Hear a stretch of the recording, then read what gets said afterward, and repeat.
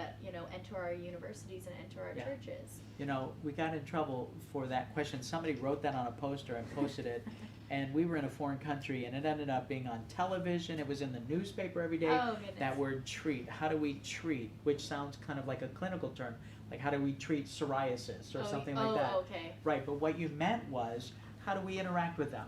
There you go. How do we relate to them? It's all about the wording. Yeah, no, it really is a lot of times. And I think that it was a smear campaign basically to try to show that we were being derogative or negative towards gays, but it ended up being a really powerful opportunity to be on the television. And they were trying to derive from the point when it really just brought more attention to it. And it did, and our meetings were really full. Oh, but praise the Lord. In your question, how do we interact with people that are LGBT? No different than you would anybody else. It's really none of your business who somebody is sleeping with, but it is your business to show them who Jesus Christ is. Amen. And so when somebody comes to the church, the pew should be all open for everybody. As a matter of fact, there's a story that I like to tell. There was a pastor that when the AIDS crisis came in, long before you even thought of, but that was the year that I came out. AIDS came out the year I came out. Wow. And it was devastating. Back then, Emily, I had friends in the bar. 2 or 3 people would be dead every time I go to the bar. There'd be somebody else that was dead. And people were dying really rapidly. So there was all these evangelical pastors that were saying it's the scourge of God, and God is cleaning up the people, and all of these horrible things. But there was one pastor that would actually go to the hospitals, and he would bring blankets to these men that were dying of AIDS, and he would try to find them housing. He would bring them food, and he would pray with them.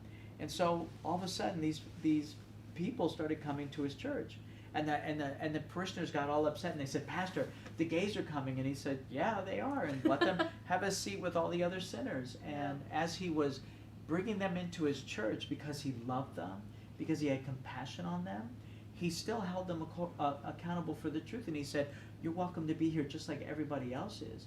He said, "But I have to tell you the good news, and the gospel is good news." But how sad that, what has it been, like 40 years later, now what's happening is the gospel is turned into bad news.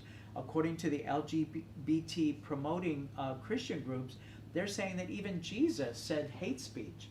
And that would like open my eyes and go, what? You're telling me that Jesus' words himself are hate speech?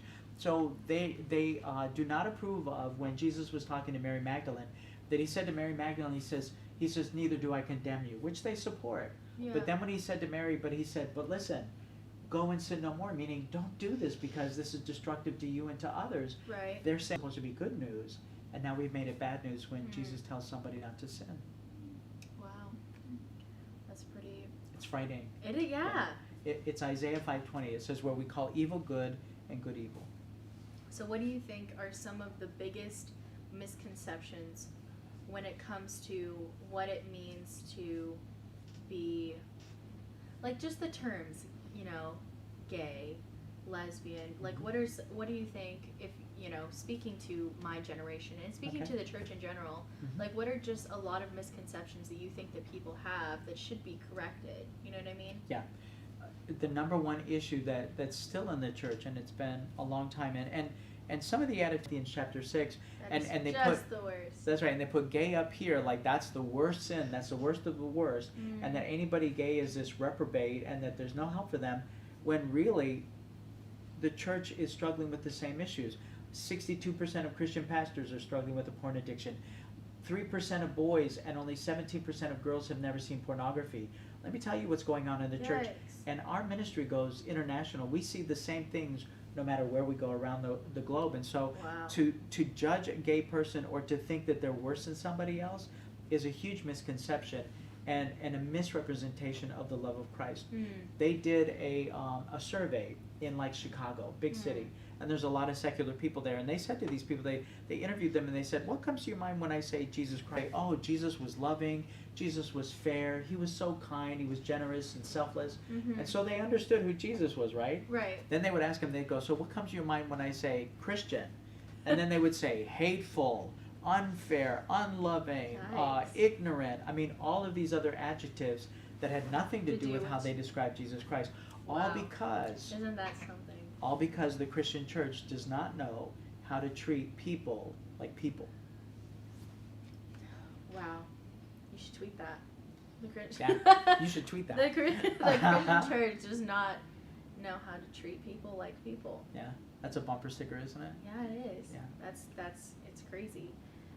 So back to the question that we veered from. Oh, yeah. Yes. Okay. So, how do you respond when people ask you if your ministry does things like conversion therapy, or when parents come, you know? None of us have ever experienced that.